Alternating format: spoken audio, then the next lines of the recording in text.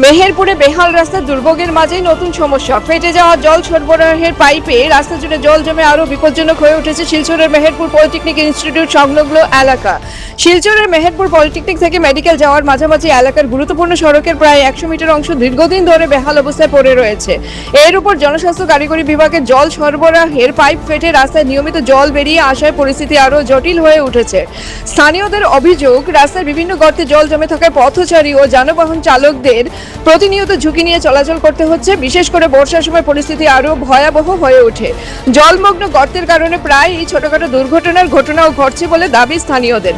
দীর্ঘদিন ধরেই পাইপলাইনের এই সমস্যার কারণে রাস্তার অবস্থা খারাপ হচ্ছে বলে দাবি স্থানীয়দের। একাধিকবার বিষয়টি সংশ্লিষ্ট দপ্তরের নজরে আনা হলেও স্থায়ী সমাধান হয়নি বলে অভিযোগ।